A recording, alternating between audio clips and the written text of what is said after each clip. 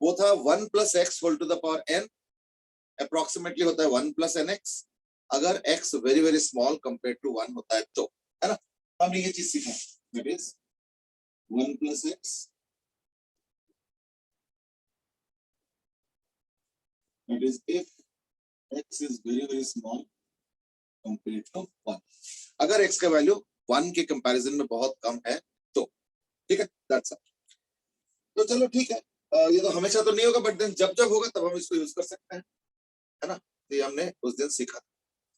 जैसे आज मैं इसको एक क्वेश्चन पूछूंगा, and that is find out. Excuse me sir. हाँ बेटा। सर जो बाइनोमियल थ्योरम है वो हमारे अभी शुरू के चैप्टर्स में होगा क्या? क्योंकि अभी ना ये मैंने ढंग से प्रिपेयर नहीं किया है। नहीं, आप सुनो, ये बाइनोमियल थ्योरम कोई फिजिक्स के बुक में तुमको नहीं मिलने वाला। यस सर, मैथ्स में है। हाँ, ये तो पूरा मैथ्स का टॉपिक है। लेकिन दिक्कत क्या ना कि मैथ्स वाले हो सकते हैं 3 महीने बाद कराएंगे, 6 महीने बाद कराएंगे, उनके तो एक अपना सीक्वेंस होगा ना। और हो सकता है कि पहले भी करा दे, क्या पता। वो तो हर एक का हर टीचर के अलग अलग सीक्वेंस होता है, या हर स्कूल के भी अलग अलग सीक्वेंस होता है, और हमें इकट्ठे चाहिए होगा। जैसे ही देखना काइनेमेटिक्स चैप्टर स्टार्ट होगा ना, तो जितना भी हमने मैथमेटिक्स अभी तक किया है, अभी 1-2 और टॉपिक भी करना है, कैलकुलस वाला भी पार्ट, वो सारा देखना हमें इकट्ठे चाहिए होगा। ये सारा कुछ मैथ्स में आएगा धीरे धीरे, ठीक है ना। बट देन वो कब आएंगे? 6 महीने बाद, कोई 1 साल बाद, कोई 1.5 साल बाद, इस तरीके से। और अगर मान लो मैथ्स नहीं लिया तुमने बाई चांस, मान लो जैसे बायोलॉजी वगैरह, तो दैट केस तो आएगा ही नहीं कभी मौका। तो इसलिए हम चाहते हैं कि थोड़ा सा मैथमेटिकल वाला आइडियाज पहले से क्लियर कर लें, फिर जैसे हम फिजिक्स की तरफ जाएंगे और बस एंटर करने ही वाले हैं, तो उसमें मतलब थोड़ा थोड़ा फिजिक्स तो हम कर भी रहे हैं मैथमेटिक्स के बहाने भी, बट उसमें तो बहुत ही कोर फिजिक्स की जरूरत पड़े, और उसमें मैथमेटिक्स का हेल्प जरूर चाहिए, ठीक है ना। चल एनीवे स्टार्ट। तो जो मैं कह रहा था इज दैट, सपोज मैं कहता हूं, अच्छा give the answer in terms of pi, give answer in terms of pi. Pi के टर्म्स में आंसर देना। क्वेश्चन क्या है समझो। क्वेश्चन इज, सपोज रेडियस है 40 सेंटीमीटर, और मैंने क्या किया है, रेडियस का जो वैल्यू है, वो बढ़ा देता हूं। So delta r is equal to suppose 0.02 या 0.002 सेंटीमीटर, ठीक है ना। तो रेडियस इक्वल टू 40 सेंटीमीटर और delta r is equal to 0.002 centimetre. तुमको फाइंड आउट क्या करना है, find the increase in surface area and volume. एक काम करोगे, मैं ना थोड़ा सा चेंज कर रहा हूं, इसको 40 ना कर, इसको 30 कर। चलो कोई नहीं, 40 रहने दो, कोई बात, 40 रहने दो, कोई बात चलेगा। So 40 centimeter is the radius. The change in the radius is equal to 0.002 centimeter. Find the increase in surface area, SA means surface area and volume. Okay, that was the case.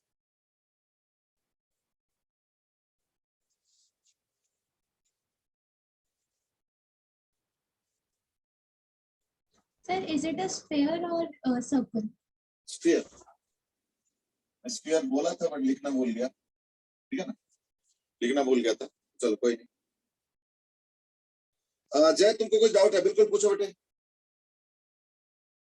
Sir एक बार ये 1 + nx वाला फिर से बता दोगे याद? नहीं, अभी मैं जस्ट जिस्ट बताता हूँ। देखो, अगर x का वैल्यू बहुत छोटा होता है कंपेयर टू 1, जैसे x का वैल्यू है सपोज 0.0003, तो 1 से बहुत छोटा है, तो 1 + 0.0003 whole to the power suppose है 5, तो इसका तो पूरा लंबा सा एक्सप्रेशन बनता है, याद है ना, टू द पावर 5 में तो बड़ा एक्सप्रेशन बनता है, पर बड़े एक्सप्रेशन की जरूरत नहीं है।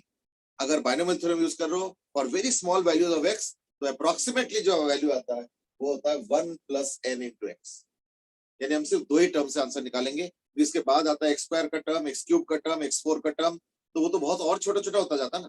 जैसे मान लो अगर x होता है 0.01, तो x² क्या होगा 0.0001, x³ क्या होगा 0.00001। अब बताओ कितना छोटा है, कौन इतना कैलकुलेशन करता है, छोड़ दो, है ना ये चीज। Okay sir. बस अब इसको यूज करके, यानी देखो तुमको किसी तरीके से, देखो थोड़ा हिंट समझो, तुमको किसी तरीके से सरफेस एरिया और वॉल्यूम के जो 2 क्वेश्चंस मैंने पूछा है, उसको किसी तरीके से इस तरीके का, यानी इस फॉर्मेट में लाना पड़ेगा। बाकी करो, सर मैं थोड़ा पॉज कर देता हूँ, इन द मीनवाइल ट्राई करो क्वेश्चन। डेल्टा मतलब समझो, delta is a mathematical symbol, ये होता है डेल्टा।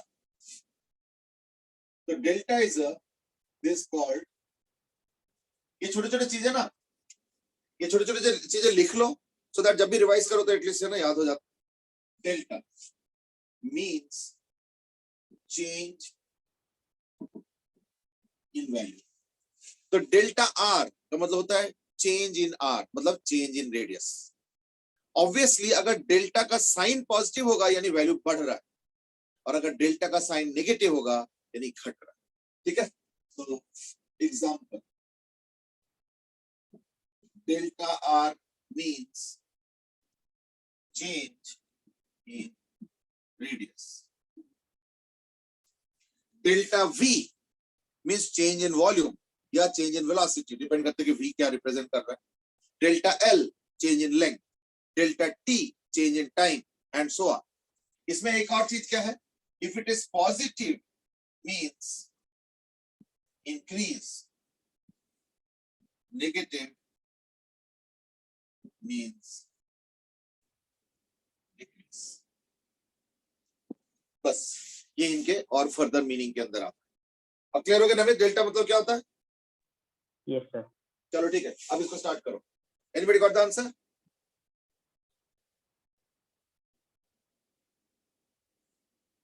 चैट पे लिखना है आंसर?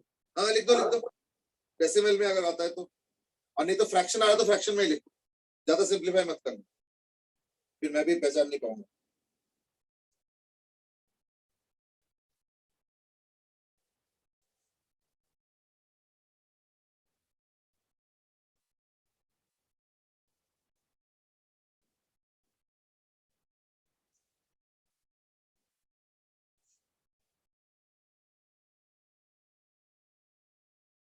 अच्छा एक और चीज मैं पूछना चाहूंगा, इज दैट लॉग टेबल सब लोगों ने खरीद लिया? मैं फिर से एक बार याद दिला देता हूँ, ये ना दुकान में जाके खरीद लेना, कोई भी बुक स्टोर में मिल जाएगा। सिर्फ तुमको बोलना है वहां पे जाके लॉग टेबल दे, वो आई थिंक 15-20 रुपए का आता है, पतला सा एक बुकलेट होता है लॉग टेबल का। लॉग टेबल कैसे देखना होता है, कैसे कैलकुलेशन करना होता है, मैं कभी एक दिन सिखाऊंगा, पर उसके लिए सबके हाथ में लॉग टेबल जरूरी है। ठीक है ना, लॉग टेबल। चलो एक आंसर ऑलरेडी आ चुके हैं, प्रणवी ने दिए हैं, that is 1 minus 0.64। Sir 1 minus नहीं है, मतलब फर्स्ट पार्ट का। अच्छा फर्स्ट का आंसर है, सॉरी, ठीक है समझ गया। फर्स्ट का आंसर बेटे माइनस में है या वो जस्ट एक डैश लिखा है? नहीं सर, वो डैश है, माइनस नहीं है। हाँ वही डैश है, चलो चलो समझ गया, तो डॉट ही लिखते, चलो कोई नहीं, समझ गया। 0.64 पाई, एक आंसर आ चुका है, प्रणवी ने दिए है 0.64 पाई। एक और आंसर दे रहा है Namit, that is increase the area bye 6560.08। मुझे लगता है नमित तुमने शायद कैलकुलेटर के बटन दबा के आंसर दे रहे हो। नो सर, सर पाई लिखना भूल गया था, उसके आगे पाई भी है।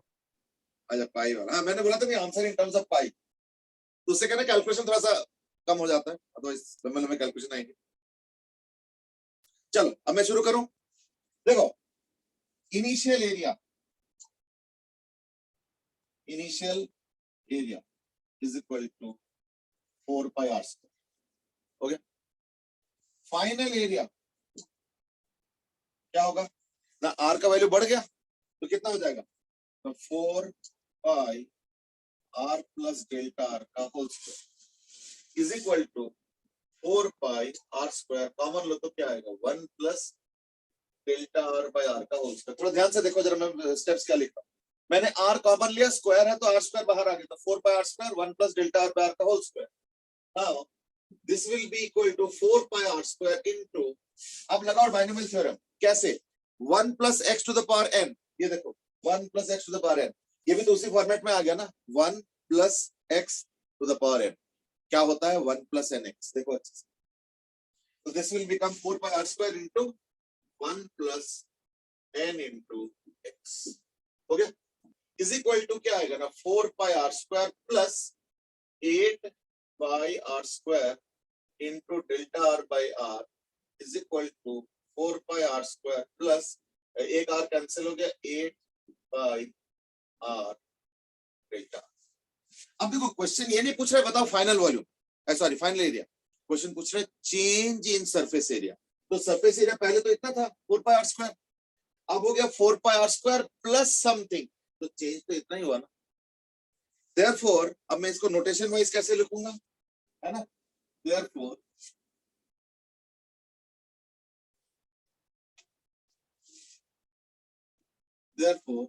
Delta S A, notation follow करो अच्छे से, अभी थोड़ी थोड़ी डिस्कस कर रहा था ना जब नमित ने पूछा, अब सब लोग फॉलो करो। डेल्टा एस ए का मतलब क्या होता है, डेल्टा मतलब चेंज, ऐसे मतलब होता है सरफेस एरिया, तो चेंज इन सरफेस एरिया कितना आएगा, ये चेंज है 8 pi R D R is equal to 8 pi R into delta, तो 8 पाई आर, आर मतलब 40 सेंटीमीटर, तो यानी आंसर हम लोग दे रहे हैं centimetre square unit. 8 pi r, metre square में भी दे सकते हो, वो मर्जी है, बट देन वो सेंटीमीटर को मीटर में कन्वर्ट करो वगैरह वगैरह, मर्जी है, वो कोई दिक्कत। और डेल्टा आर मतलब होता है चेंज इन आर, यानी 0.002, 0.002, एक जीरो खत्म करके 0.02 कर दो, यानी 16 पाई, है ना, into 0.02 is equal to 60 is a 32 पाई, यानी 0.32 पाई, ठीक है, नहीं सॉरी 32, है ना, 32 पाई तो हो जाएगा 32 into 60, 0.64 pi, that's the answer. ठीक है प्रणव, यू आर करेक्ट। और नमित तुमने शायद पाई के वैल्यूज वगैरह पुट कर दिए होंगे, आई डोंट नो, नहीं लेकिन फिर भी इतना ज्यादा नहीं आएगा 656, या तो मुझे लग रहा है तुमने शायद फाइनल एरिया तो नहीं निकाल लिया, ठीक है ना, एक बार नो चेक कर लो। सर, मैंने तो इंक्रीज एरिया ही निकाला है। हाँ वो तुमने, नहीं इंक्रीज्ड एरिया अलग चीज होता है और इंक्रीज इन एरिया अलग चीज होता है। सर इंक्रीज इन एरिया ही निकाला है।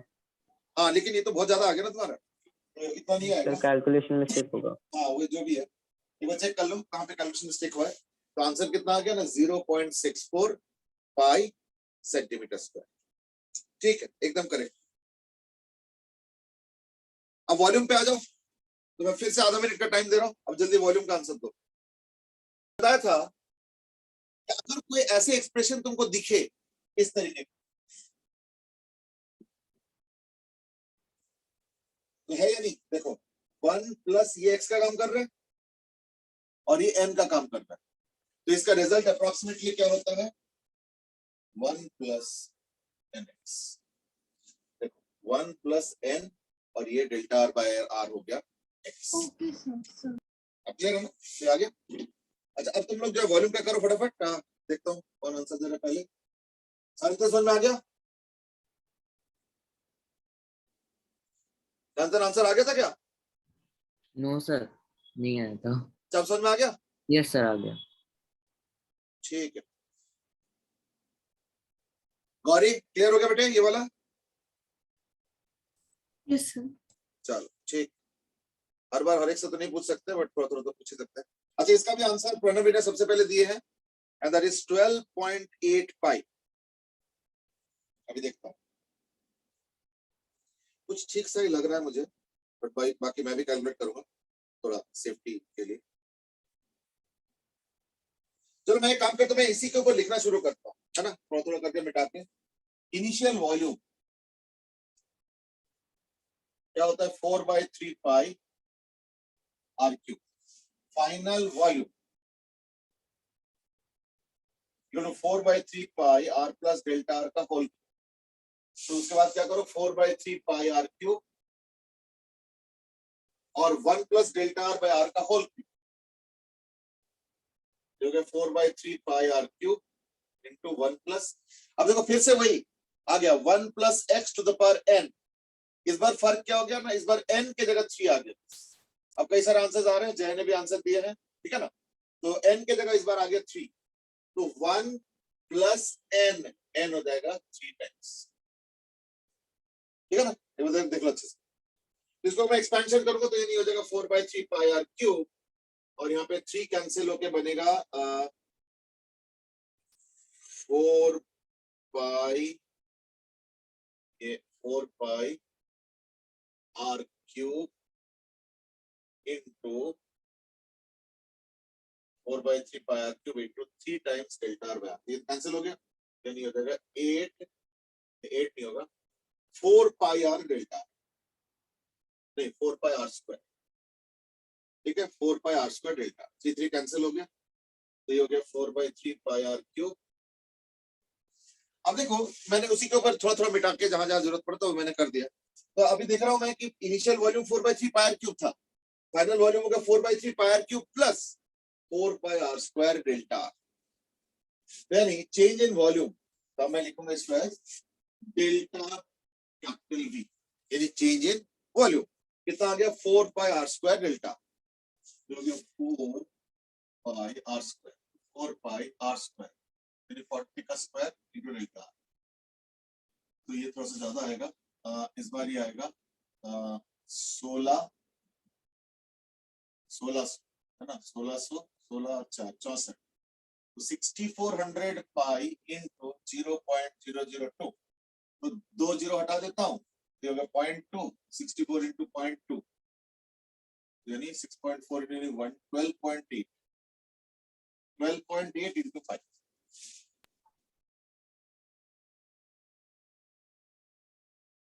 यस ठीक, अब कई सारे आंसर आए हैं, गुड।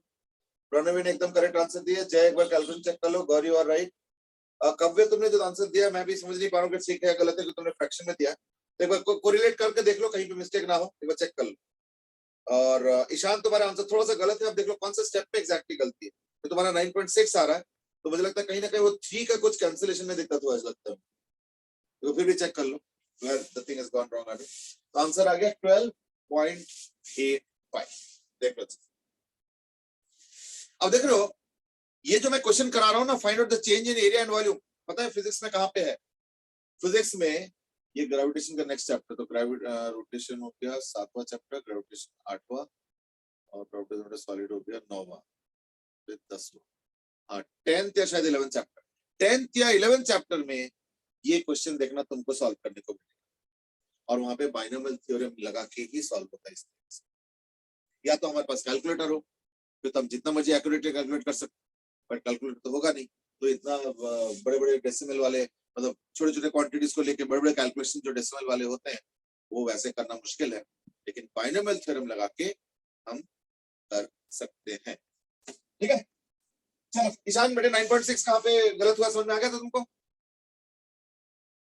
सर 4/3 मल्टीप्लाई तो वो गायब हो गया था लास्ट में तो स्टेप। तूने हाँ वो मुझे लग रहा है, तो 4/3 करो, मैंने बोला ना 3 का कुछ गड़बड़ लग रहा है, अगर इंटू इसी को इंटू 4/3 करो, देखो आंसर आ रहा है, ठीक है ना, ऐसे कुछ है।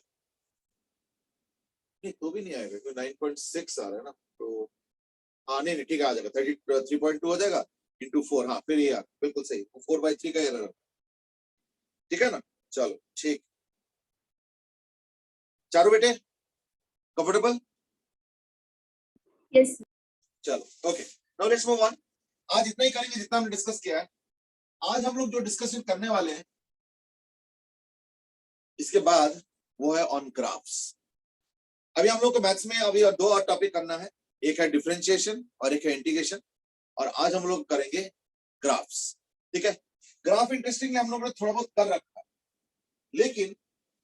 लेकिन हमारे ग्राफ उस तरीके का नहीं। हमारे जो ग्राफ होंगे वो होगा मैथमेटिकल इक्वेशन से एक्सप्रेशन के ग्राफ, वो कैसे ड्रॉ करना होता है, और एक्सप्रेशन या इक्वेशन देख के हम ग्राफ में या ग्राफ को देख के इक्वेशन पे कैसे जा सकते हैं।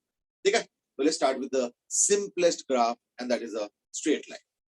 तो इस स्ट्रेट लाइन वाला जो ग्राफ है ना, ये देखो सब लोगों को मालूम है, मुझे फुल कॉन्फिडेंस है कि तुम लोगों को स्ट्रेट लाइन वाले ग्राफ बनाना आता है। ठीक है ना, तो मैं इसलिए जानना चाहूंगा कि एज ए क्वेश्चन, मैं खुद नहीं बताना चाह रहा हूं, मैं एज ए क्वेश्चन पूछ रहा हूं, एक एक करके पूछता जाऊंगा, देखता हूं क्या आंसर दे रहे हो तुम लोग। ठीक है ना, तो let's start with Raghav. Raghav, straight line का इक्वेशन कैसे होता है? Sir mx + c। बिल्कुल, यानी अगर कोई भी इक्वेशन इस फॉर्मेट का होगा तो यानी ये इक्वेशन ऑफ स्ट्रेट लाइन। कई बार इसको थोड़ा सा अलग तरीके से भी लिखा जाता है, जैसे ये भी स्ट्रेट लाइन,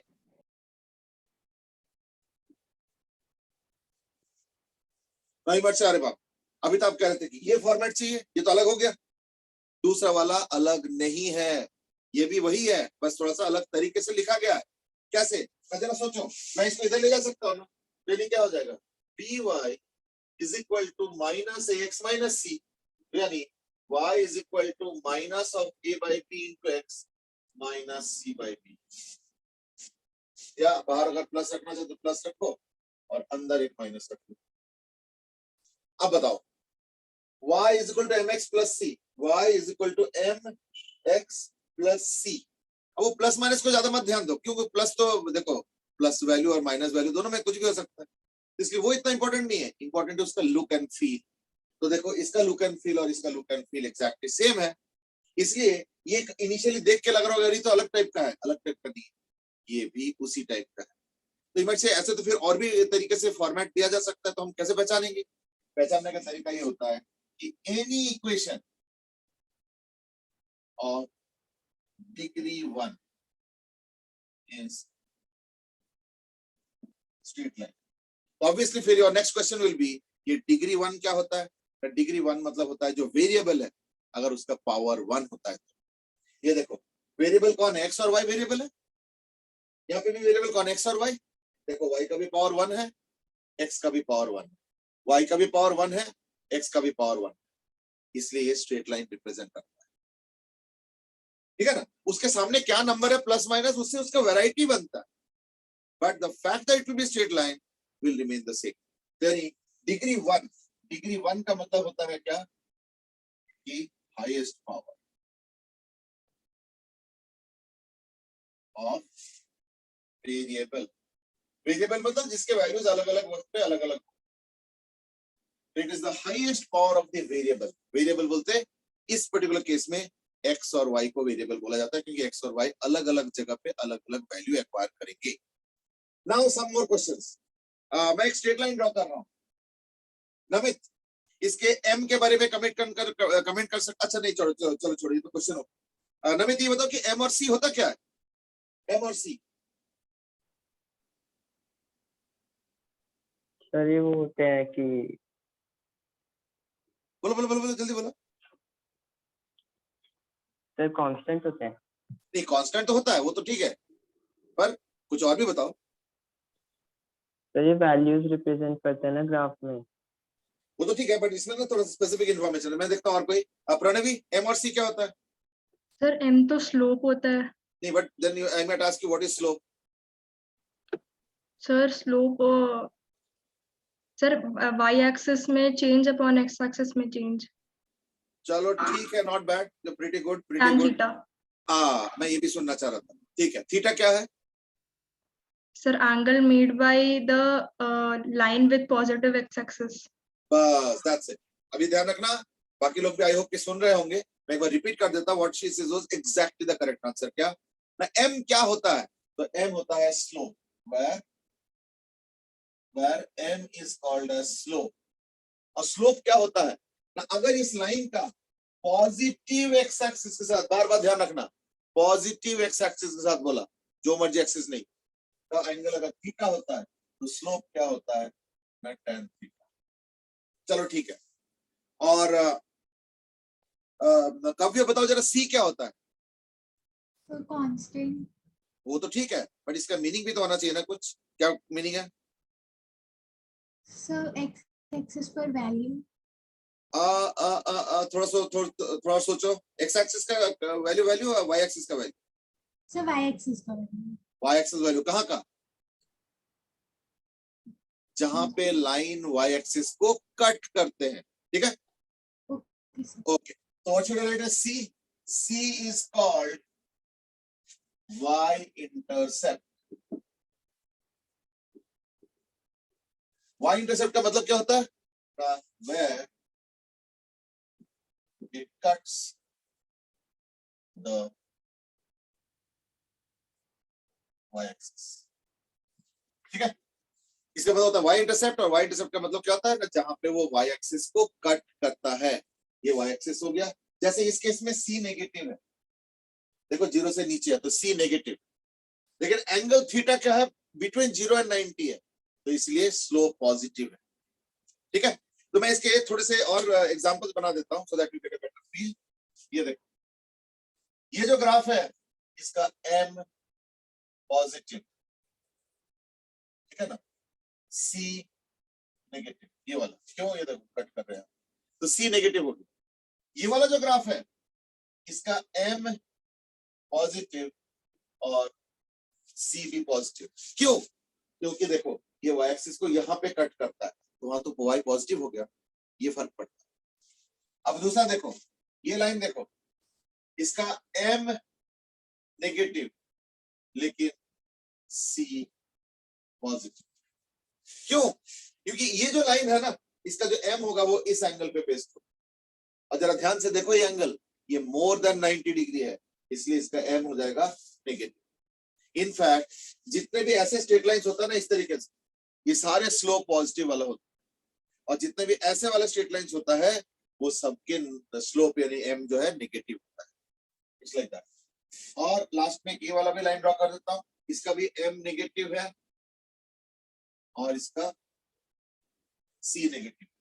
तो ये हो गया variety as far as a straight line is concern, ठीक है। अच्छा, अब ये तो हो गया वो वाले लाइंस जो कि एंगल पे है, यानी ना y के पैरेलल है और ना ही x के पैरेलल है, बट कुछ ना कुछ एंगल पे है, चाहे इधर का एंगल हो चाहे इधर का एंगल हो। तो अगर एंगल वाले होंगे तो ये सिचुएशन। अब हम आगे बढ़ते हैं।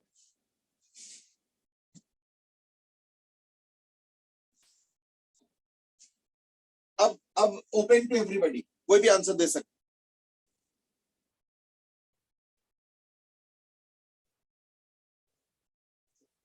ये हो गया x एक्सिस, ये हो गया y एक्सिस। सर मैं इसमें चार लाइंस m ड्रॉ। नेगेटिव वाला केस समझ नहीं आया। हाँ बेटे, m नेगेटिव वाला केस समझ नहीं आया। अच्छा तुमने ट्रिग्नोमेट्री क्लास अटेंड किए थे क्या, वो जिसमें angles more than 90 yes sir, yes sir. बस yes. बढ़िया, फिर तो कोई दिक्कत नहीं। अगर किसी ने अटेंड नहीं किया तो मुझे एक बार बता देना, तो मैं फिर उनका अलग से मैं बताऊंगा कैसे करना होता है, ठीक है ना, क्योंकि 2-3 जने शायद ट्रिग्नोमेट्री वाला क्लास अटेंड नहीं किए, तो कोई बात नहीं, मुझे बता देना, मैं तो वो भेज दूं। अब देखो ये हो गया वो। अब एक लाइन ऐसे ड्रॉ कर लो, तो मैंने क्या बताया, थीटा।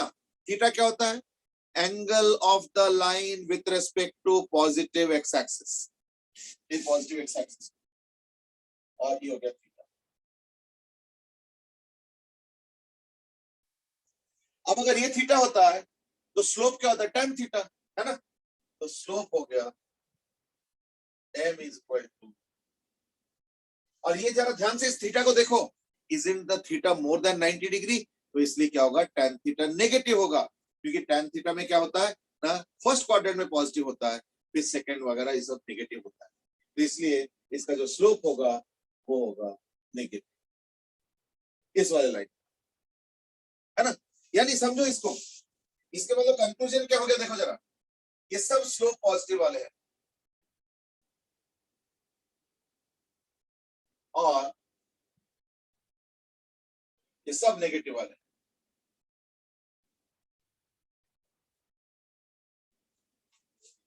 ठीक है। ये सब के लाइन के स्लोप नेगेटिव है और इन सब लाइन के जो है स्लोप पॉजिटिव है, तो स्लोप को आइडेंटिफाई कर लो। अब राघव क्लियर है? Yes sir. सर अगर ये 180 से ज्यादा होगा तो फिर tan थीटा ना रुको रुको रुको रुको, यही मेरा अगला क्वेश्चन है। देखो ऑलरेडी मैं ड्रॉ कर रहा था, कि तुमने बीच में क्वेश्चन पूछा इसलिए मैंने एक्सप्लेन कर दिया। अब मेरा नेक्स्ट क्वेश्चन सुन। नेक्स्ट क्वेश्चन है कि मैंने 4 स्ट्रेट लाइंस ड्रॉ किया, ये देखो,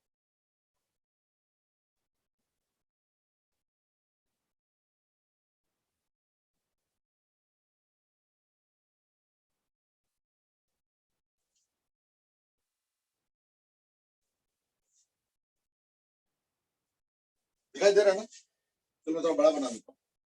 ये ए लाइन है, ये बी लाइन है, ये डी लाइन है और ये सी लाइन।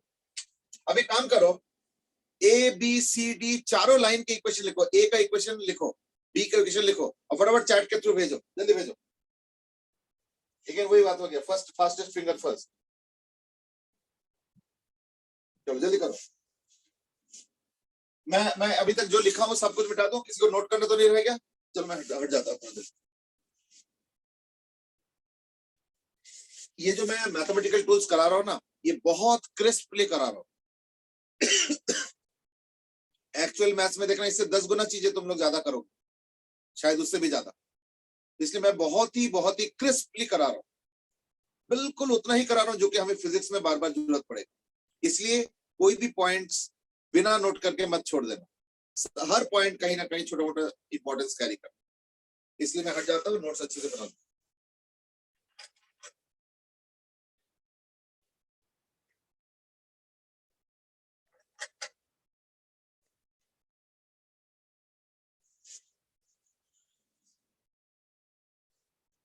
चारों का इक्वेशन लिख के मुझे भेजो, ए का, बी का, सी का, डी का। और राघव वो जो तुम पूछ रहे थे ना 180 डिग्री वगैरह, वो सब कुछ देखना, ये चारों लाइंस में कवर हो जाएंगे। देखता हूँ कौन कैसे इक्वेशन बना, जल्दी बना के भेजो।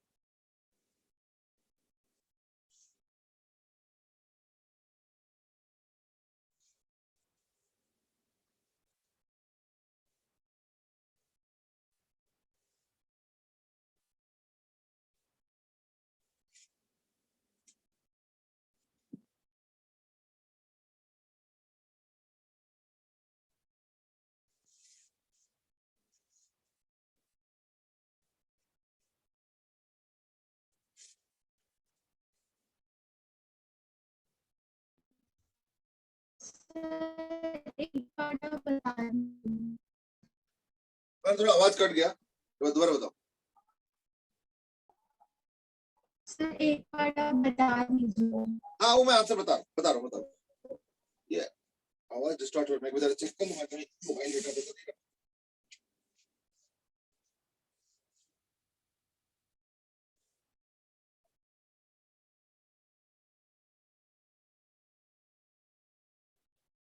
नहीं ये तो ठीक है। हाँ तो एक करें, शुरू करते हैं। Only Pranav is given the answer. मैं अब सबका शुरू करता हूँ, एबीसीडी करके एक एक करके। ए का इक्वेशन, बी का इक्वेशन, सी का इक्वेशन, डी का इक्वेशन।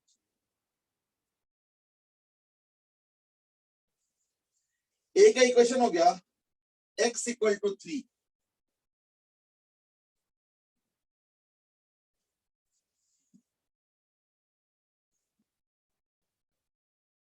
प्रणव तुमने लिखा है y equal to 3, y equal to 3 नहीं होगा बेटे, ये होगा x इक्वल टू 3, ए का इक्वेशन। एक्चुअली मैं बताता हूँ कैसे सोचोगे। जरा ये बताओ कि इस पॉइंट का x कोऑर्डिनेट क्या है, 3 है, इसका भी 3 होगा, इसका भी 3 होगा, इसका भी 3 होगा। मैं सिर्फ x कोऑर्डिनेट की बात कर रहा हूँ, नहीं मत से आप y के बारे में तो बात ही नहीं कर रहे हो, ये y तो बदल रहा है। जैसे इसके इस पॉइंट पे y कितना है, 0, ये तो x एक्सिस के ऊपर पॉइंट है। फिर y का वैल्यू 1 2 3 4 5 6 7 8 9 10, यानी क्या हो रहा है, y का वैल्यू बढ़ता जा रहा है। लेकिन ओके सर, आ गया, समझ आ गया। हाँ पूरे लाइन पे देखो x का वैल्यू सेम है, क्या है, 3 है। ये देखो यहाँ पे भी x3 है, यहाँ पे भी x3 है, यहाँ पे भी x3 है, यहाँ पे भी x3 है। इसलिए जो लाइंस, ध्यान से रखना, मैं स्टार दे देता हूँ, lines parallel to coordinate axis, यानी कोऑर्डिनेट एक्सिस के पैरेलल लाइन। ठीक है, देख लो अच्छे से। Is that okay?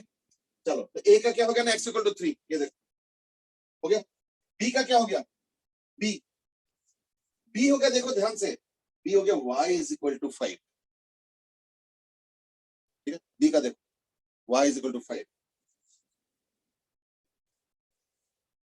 ईशान तुमने ठीक आंसर दिया, ठीक है ना। अब आ जाओ सी। अच्छा नवंबर से कैसे, तो देखो ये जो पॉइंट है ना, ये क्या है, 0,5, और यहाँ पे देखो x का वैल्यू बदलता जा रहा है। देखो x का वैल्यू 1 2 3 4 5 6 7 8 इस तरह से बदलता है, लेकिन देखो y का वैल्यू हर जगह 5 ही है। इस पूरे लाइन पे y is equal to 5।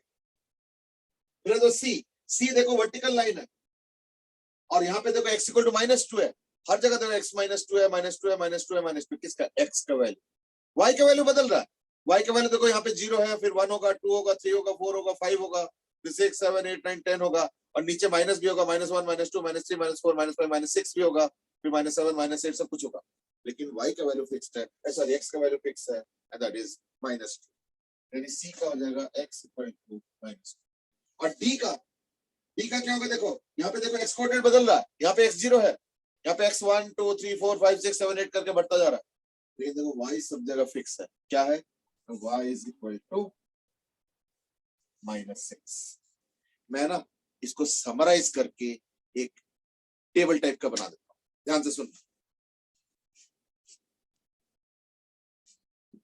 The equation of a line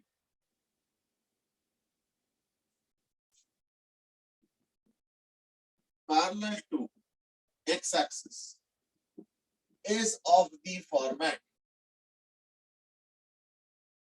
y is equal to constant. x-axis के पैरेलल का equation y is equal to constant है, ध्यान रखो। देखो x-axis के पैरेलल कौन सा है? दो इक्वेशन, एक b है और एक d है। b देखो y is equal to 5, d देखो y is equal to -6, यानी y is equal to constant। अब वो कांस्टेंट तो प्लस माइनस हो सकता है, डिपेंड करता है कि लाइन ऊपर की तरफ है या लाइन नीचे की तरफ। लेकिन अगर एक्स एक्सिस के पैरेलल कोई लाइन होता है तो यानी उसका हो जाएगा y is equal to something. वो प्लस होगा माइनस होगा वो तो लाइन देख के तुम बता दो। फिर आ जाओ दूसरा दिन, and that is parallel to, अगर y एक्सिस अगर बनाना है is of the format x equal to some constant.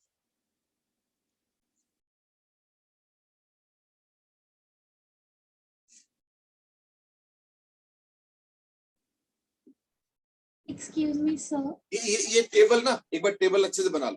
हाँ पूछो बेटे। सर इसमें mx प्लस c का फॉर्मूला कैसे लगेगा? नाउ यू माइट से आपने mx प्लस c फॉर्मूला तो गायब कर दिया। थोड़ी देर पहले तो mx प्लस c कर रहे थे। एक्चुअली पता है दिक्कत क्या है कि ये जो लाइन है ना, ये जो लाइन है ना, बता सकते हैं इसका स्लोप क्या होगा? गौरी कोई नहीं, प्रणव तुम बता रहे थे, हाँ बताओ। सर 0 होगा। 0 होगा। गौरी स्लोप क्या होगा? सर 0। 0 होगा, बिल्कुल सही बात है। क्यों? क्योंकि अगर कोई, थोड़ा ध्यान से सुनना, हमने स्लोप को कैसे डिफाइन किया है ना, एक्स एक्सिस का अगर एंगल थीटा होता है तो उसके साथ का जो एंगल होता है उसका tan थीटा। यहाँ तो line parallel to the x axis है, तो दो पैरेलल के बीच में एंगल हम लोग क्या बोलते हैं? 0 डिग्री। और tan 0 क्या होता है? 0। इसलिए लाइन जो पैरेलल टू एक्स एक्सिस होता है उसका स्लोप होता है 0। चलो मैं लिख दूं, पैरेलल टू एक्स एक्सिस इसका स्लोप इक्वल टू 0। ये भी नोट कर लो, पैरेलल टू एक्स एक्सिस। चलो ठीक है, कोई और बताओ। नमित तुम बताओ बेटे। नमित कि अगर पैरेलल टू वाई एक्सिस होगा तो उसका स्लोप क्या होगा? 90 डिग्री। वो तो ठीक है, पर मैंने एंगल नहीं पूछा, मैंने स्लोप पूछा। ठीक है, सही सोच रहे हो, थोड़ा और आगे बढ़ो। स्लोप याद रखना डिग्री नहीं होता है, स्लोप होता है tan ऑफ द एंगल। तो यहां तक तो तुमने सही सोच लिया, थोड़ा सा और आगे बढ़ो के आंसर दे दो। What will be the slope of the line parallel to y axis? अभी हमने slope of the line parallel to x axis बताया, स्लोप 0। इनका स्लोप क्या होगा सेकंड वाले? यस नमित, तुमने क्या बोला? थीटा 90 डिग्री होता है, तो स्लोप क्या होता है? तो tan 90 की वैल्यू। tan 90, और tan 90 कितना होता है? सर वो याद नहीं है। याद नहीं है ना? चलो मैं बता देता हूँ। tan 90 वैसे इनफाइनाइट होता है, पर लिखते हैं जनरली अनडिफाइंड है। इनफाइनाइट लिखो तो भी चलेगा, यानी इनके जो स्लोप होगा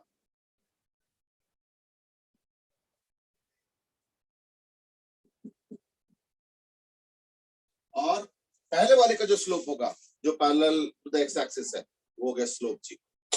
इसलिए वो y is equal to mxc वाला जो फॉर्मेट है ना, उस पे इक्वेशन बनाना बड़ा टफ होता है। इसलिए उसका हमने सिंपली लिख दिया y के पैरेलल इतना है, x के पैरेलल इतना है, वही हमारा इक्वेशन ऑफ द लाइन। हाँ बोलो।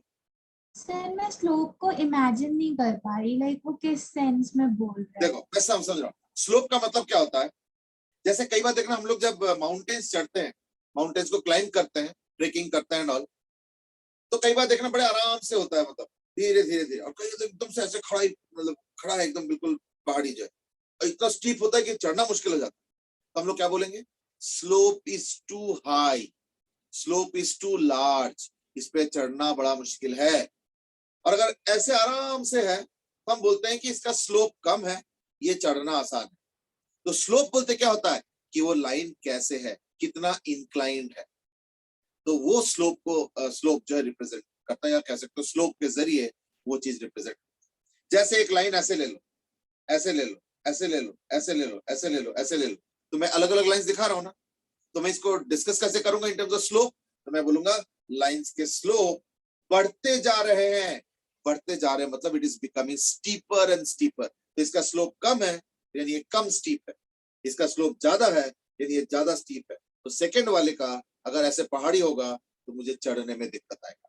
तो that is the practical sense of slope, कि कितना चढ़ाई है और वो कितना जो है इंक्लिनेशन या एंगल पे बेस्ड है। ठीक है, तो ज्यादा एंगल होगा तो दैट के स्लोप भी ज्यादा होगा। It's like that. ठीक है, अब चार Sir? इक्वेशन देखिए इस बार लास्ट टाइम। कुछ भी डाउट है तो पहले पूछ। सर हाँ बेटे।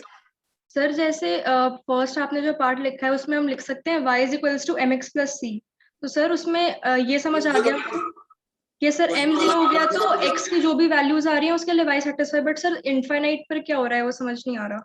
इनफाइनाइट मतलब जो स्लोप इंफिनिटी वाला। यस सर, उसमें मतलब हमें वैल्यू कैसे मिल रहा है? समझो देखो, y is equal to mx plus c, है ना? तो m इंफिनिटी हो गया,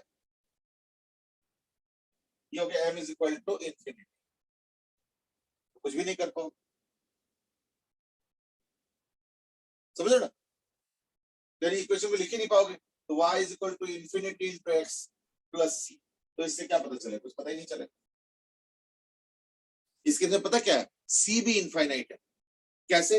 मैं जरा सोचो, c क्या होता है ना, वह y एक्सिस को कहां कट करता है? ये लाइन बताओ जरा, y एक्सिस को कहां कट करेगा? सीधे इंफिनिटी पे कट करेगा। इसलिए जो स्टैंडर्ड इक्वेशन है वो फॉर्मेट इस टाइप के लाइंस के लिए यूज करना मुश्किल है। अच्छा सर, मतलब हम y की वैल्यू नहीं बता सकते? हाँ वही, y का वैल्यू बता नहीं सकते, y का वैल्यू कुछ भी हो सकता है ना। Okay. तो standard form of equation is difficult to write, yeah, is not possible to be written for a line parallel to y-axis। यानी जो standard form of the equation of a line होता है वो पैरेलल टू y-axis की जो line है उसके साथ थोड़ा सा मुश्किल है। ठीक है ना, देख लो जैसे अब मैंने लगभग मोटा मोटा तुमको स्ट्रेट लाइन के लिए जो जो चीज तुमको इन्फॉर्मेशन चाहिए, वैसे तुम लोग स्ट्रेट लाइन में और भी बहुत सारी चीजें पढ़ो, ठीक है ना, बट जितना हमें चाहिए लगभग मैंने बता दिया। ठीक है ना, लगभग मैंने बता दिया। अब हम आगे बढ़ते हैं। हम लोग का मेन इंटेंशन था टू ड्रॉ मोर ग्राफ्स। जैसे जैसे एक मैं इक्वेशन दे रहा हूं और वो है y is equal to x square. मुझे पता है इक्वेशन बहुत आसान है और ज्यादातर लोगों को, तुम लोगों को शायद ऑलरेडी पता ही होगा, नहीं भी पता हो तो आराम से थोड़ा बहुत सोच के आंसर निकाला जा सकता है, वैसे कठिन टास्क नहीं है क्या? y is equal to x square. सबसे पहले तो चारों तुम बताओ बेटे, इसका डिग्री क्या है? सर 2। 2 हो गया। क्यों? Highest power of the variable. तो y इज इक्वल टू कौन सा वेरिएबल है? x। हाईएस्ट पावर क्या है? 2, यानी ये हो गया डिग्री 2। 1 तो नहीं है ना। सिर्फ और सिर्फ और सिर्फ और सिर्फ डिग्री 1 वाला इक्वेशन स्ट्रेट लाइन, बाकी कुछ भी इक्वेशन डाल दो, कुछ भी, वो हमेशा कर्व होगा, स्ट्रेट लाइन नहीं होगा। जैसे ये भी देखना कर्व होगा ना। इमर्सी इसको ग्राफ कैसे ड्रॉ किया जाए ना, देखो सबसे कह सकते हो स्टैंडर्ड जो तरीका होता है ग्राफ ड्रॉ करने का वो होता है पॉइंट्स ढूंढो। कैसे? देखो अगर मैं x का वैल्यू लेता हूं तो y का तो कुछ आएगा ना। जैसे x इक्वल टू 0 ले लो, y 0 आ गया। x इक्वल टू -1 ले लो, y +1 आ गया। x इक्वल टू +1 ले लो तो भी y +1 आ रहा है। x इक्वल टू -2 ले लो तो y 4। x इक्वल टू 2 लोगे तो भी 4 आ रहा है। x इक्वल टू -3 लोगे तो भी 9, और अगर +3 लोगे तो भी 9। तो यानी कहने का मतलब क्या है? इसका मतलब हमारे पास कुछ पॉइंट्स आएंगे। कौन से? 0, 0, -1, 1, 1, 1, -2, 4, 2, 4, -3, 9 और 3, 9। इन सारे पॉइंट्स को अगर तुम प्लॉट कर लो कोई भी ग्राफ और इनको अगर ज्वाइन करोगे तो देखना ये वाला ग्राफ बनता है। This graph is also called as a parabolic.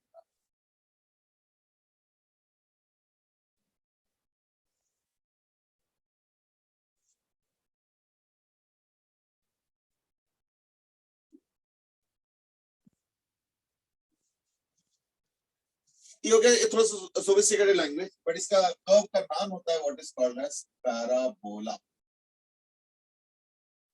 इस ग्राफ का नाम, इसको हम लोग कई बार कोलोक्वियल लैंग्वेज में उल्टा छतरी भी कहते हैं। देखो ये छतरी होता है ऐसे करके, जैसे होता है ना क्लाइम छतरी हम रखते हैं, तो ये हो गया छतरी, तो छतरी को उल्टा कर दो तो ऐसे होगा, है ना, तो वही चीज है।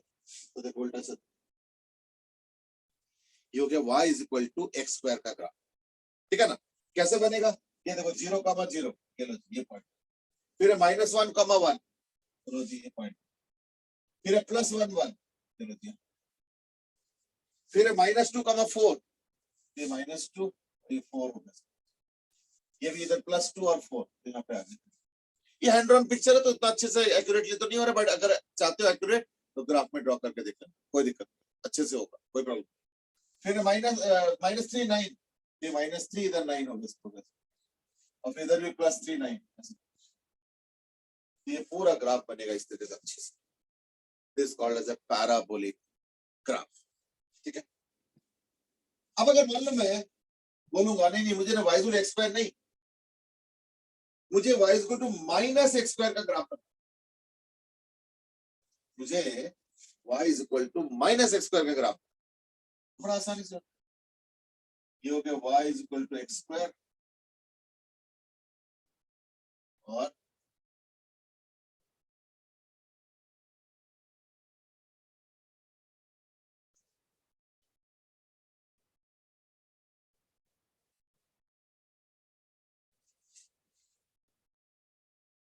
यानी हमने क्या किया, y इक्वल टू x² वाला ग्राफ को पकड़ के बस पलट दिया और कुछ नहीं किया, इसी ग्राफ को पलट दिया, तो कैसा, क्योंकि y इक्वल टू -x² और ये y इक्वल टू x², ठीक है ना। अब देखो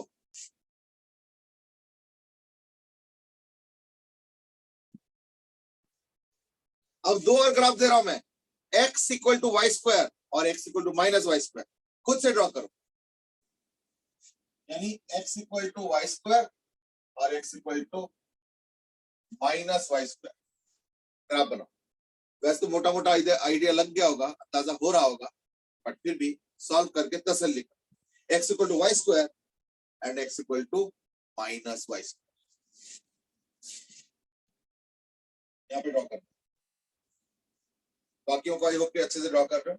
ये ग्राफ कहां से है ना, इस टेबल से ग्राफ बनाएगा, इस टेबल से ग्राफ बनता है। अब हमें ऑलरेडी पता था इसलिए मैं फटाफट ड्रॉ कर दिया, बट एज ए स्टूडेंट अगर तुम पहली बार कर रहे हो तो तुम सोच समझ के अच्छे से वैल्यूज पुट करोगे, तो उनको ज्वाइन करोगे धीरे धीरे धीरे धीरे धीरे, तो देखना यही मिलने वाला है।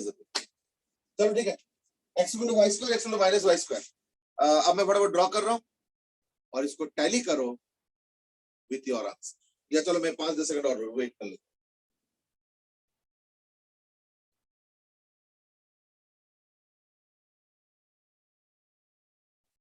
चलो मैं ड्रॉ कर,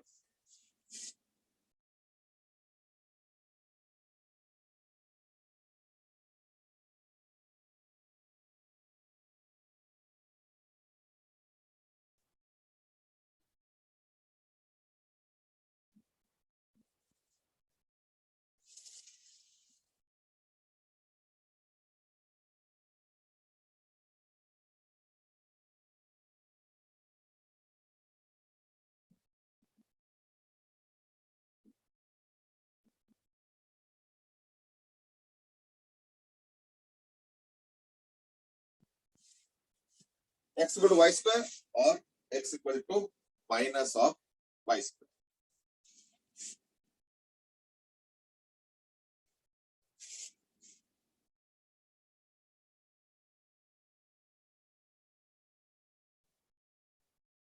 ठीक है, x equal to y², x equal to -x।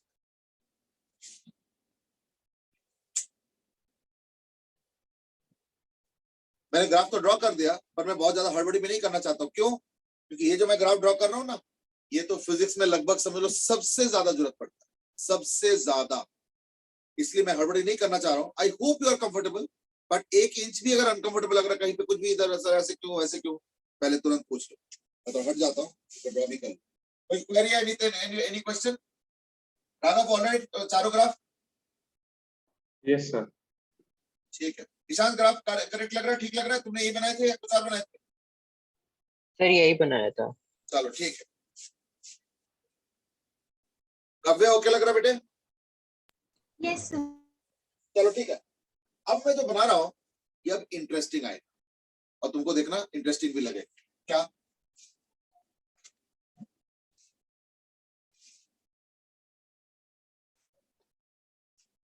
मैं ना एक ग्राफ बना रहा हूं y is equal to x square और उसको डॉटेड बना दो।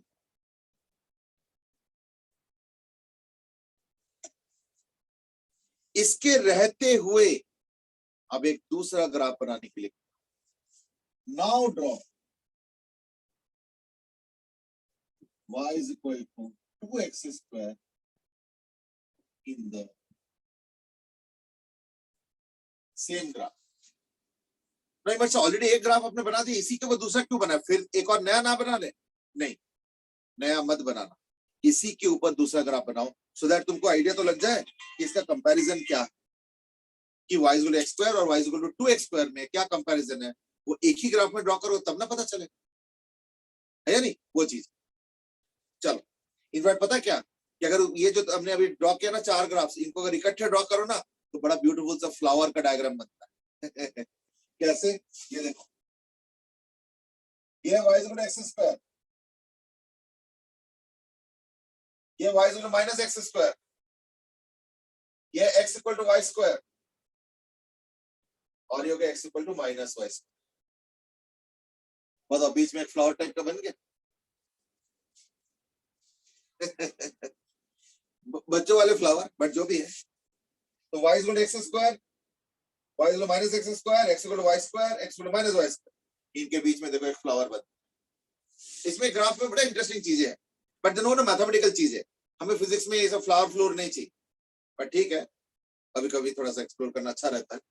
चलो एक लास्ट चीज बता दो, बस आज इतना ही करेंगे, बट ये ग्राफ बड़ा इंपॉर्टेंट है, ये ग्राफ में अगले क्लास में कंटिन्यू करूंगा। तो आज क्या वेडनेसडे है, तो संडे तो एक क्लास रखूंगा ही। मैं सोच रहा हूँ कि एक क्लास और बीच में रख लेते हैं, ऐसे 1 घंटा छोटा ही रखूंगा, ज्यादा नहीं रखूंगा। तो फ्राइडे या सैटरडे इवनिंग 7 o'clock में कोई दिक्कत तो नहीं है? सर फ्राइडे को है रखते हैं। दिक्कत। यस सर, फ्राइडे को रख लीजिए। राघव कोई दिक्कत था? यस सर, सर फ्राइडे को ये सर ट्यूशन है दूसरी। ठीक है, तो फ्राइडे थोड़ा पीछे कर सकते हैं 7:30 टाइप का।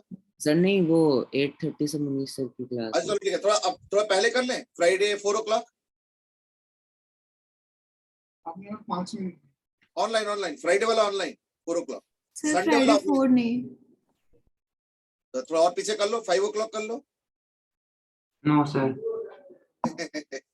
ये ना टाइम स्लॉट ढूंढना is a very big challenge.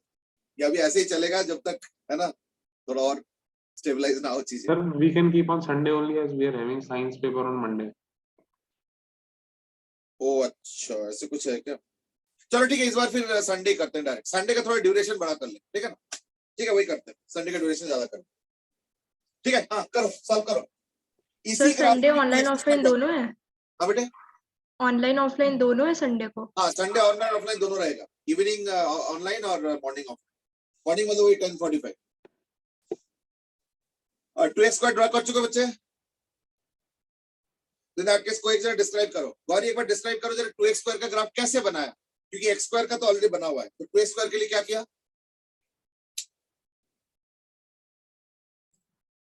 Sir वैसे ही मतलब कर दिया था उसको, मतलब वहाँ पे 2,4 हो जाएगा, मतलब 4,2 हो जाएगा अगर हम लेंगे। तुमने फिर से वो पॉइंट्स को लेके बनाया?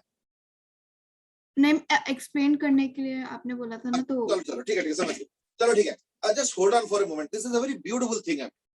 You know sunflower, I don't know कितने लोगों ने देखा है, सनफ्लावर देखना अर्ली मॉर्निंग में ऐसे होता है, और जैसे जैसे सन आता रहता है तो देखना ऐसे ऐसे होता है, खुल जाता है, मतलब खुल जाता है, सॉरी खुल नहीं जाता है, खुल जाता है सर।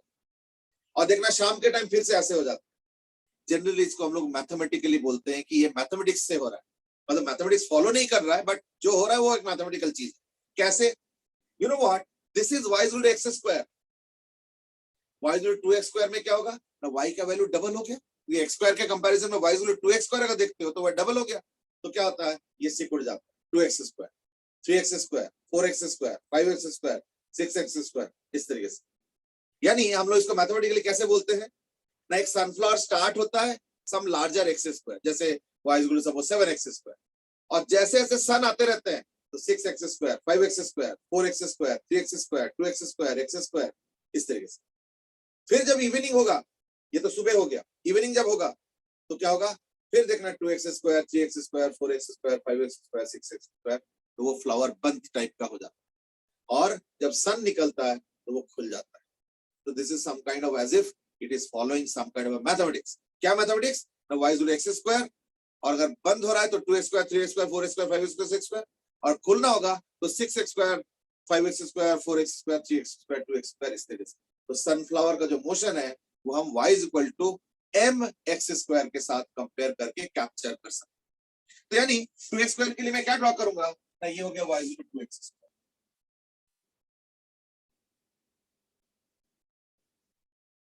ये हो गया y is equal to 2x square.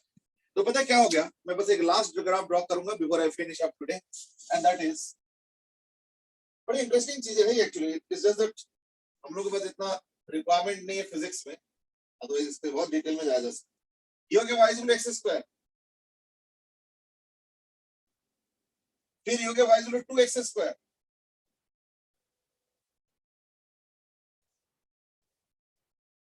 फिर मैं एक ब्लू कलर में कर देता हूँ, y is equal to 3x square,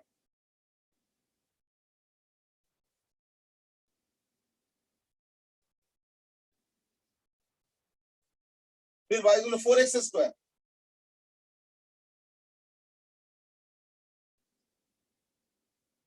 इस तरीके से।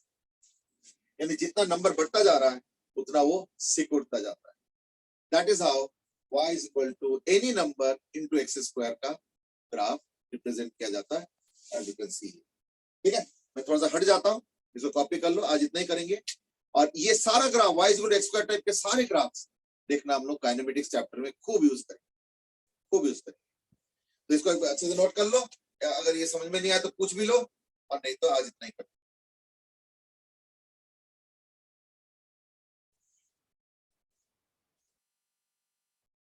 अब इसका मतलब क्या है कि मैं y is equal to minus x square, minus 2x square, minus 3x square, minus 4x square वो भी बना सकता हूँ। कैसे, कुछ नहीं करना है, इन सारे ग्राफ्स को पलट दो, that's it। ठीक है, चलो आज के लिए इतना ही करते हैं। वी हैव डन मोर और less good discussion on graphs. ये एक एक समझना है, ध्यान रखना, ग्राफ्स कोई भी नेग्लेक्ट मत कर देना कि चलो ठीक है थोड़ा बहुत तो समझ में आ रहा है बाद में देख लेंगे, ना, या भी बस कुछ ही दिन बाद देखना, ये हमें रिक्वायरमेंट होगा। ठीक है, चलो आज के लिए इतना ही। Have a good day, bye bye. Next class इस बार फिर हम रखेंगे संडे, संडे सुबह ऑफलाइन 10:45 और इवनिंग वाला अराउंड 7 o'clock।